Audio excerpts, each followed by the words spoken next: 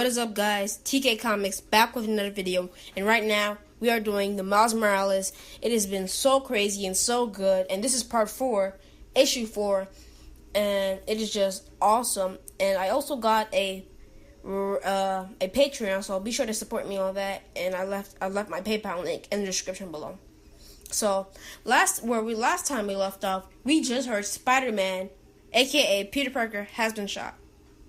And we're just all in a state of silence right now because it's just not believable. Like, Spider-Man getting shot, and people are like acting like it's fatal, like he could die from this. But we as the reader know what's going to happen next. But we're gonna experience how Miles experienced it. So next, he's trying to buy an excuse to leave, basically. And as he's trying to buy an excuse, he's telling his friend Genki, and Genki is asking him, what is he going to do? And Miles has his game face on, like, I gotta help, I gotta see it. Gotta help him. And further on, we'll see what's going to happen, how this will affect Miles in the future. So, and Miles is like, okay, what are we gonna do? What are we gonna do? And he's just ready to help him. The warden is like, calm down, everything's okay. Miles is just looking in shock about everything. So all of a sudden, we hear a loud crash as Peter Parker, unmasked, in the middle of the street, slams a big old, truck on the Green Goblin. And Mary Jane is like, there you go. If you see where that truck is, why is it slammed on him? He's saying, ow, meaning that he has fatal injuries. This is very serious. So, and we can also tell that Mary Jane thinks he's okay. And also, his identity is exposed. He's fighting somebody in the middle of the street. And it's a large crash. So, as we just hear a loud boom as Miles is coming over. We see Peter Parker's body flying. And what we assume is Peter Parker, but it is Peter Parker. And Miles is just hurrying up, trying to get there. Miles is like, oh no. And then Peter's like, no, I did it. And it's just one of the saddest moments. I did it. I couldn't save Uncle Ben, but I saved you, Aunt May. I saved Mary Jane. I did it. And everybody's just around him in tears. And nobody knows what to say. Mary Jane is in tears. Aunt May is in tears. And you see her crying and hugging Mary Jane, hugging somebody, Gwen, saying, not him too. And Miles just walks out and asks Gwen Stacy, what was his name? And she replies, Peter Parker. And Miles he's feeling guilty. He shouldn't, because he got there as fast as he could. He even tried to sneak out from a nosy ward. But then next thing we see is this Daily Beautiful article saying, Spider-Man, R.I.P. New York's fallen hero was Queens high school student Peter Parker. And Miles is just looking down on himself, feeling so guilty. But then, Miles just doesn't know what to do. He knew he could have done better. He knows he has to do better. And Genki's just trying to support him. No one telling him it is not your fault. There is nothing that you could have done.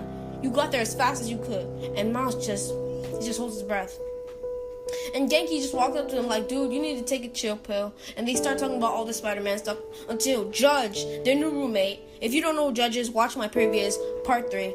And he just walks in and says, oh, what's going on? And they have to be quiet because Miles and Genki don't know Judge. So next time we're at the funeral of Peter Parker, basically.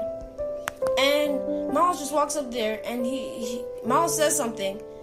And this girl also said something that really got to me. She said, you cooked his dinner like he was a mommy. She started going in tears. So then Miles says something. Gwen walks back. And he's like, uh-oh, something bad. And she's telling him the story of Uncle Ben and why Peter Parker became Spider-Man and risked his life. And then Miles just thought, there needs to be a Spider-Man. So he starts designing a suit.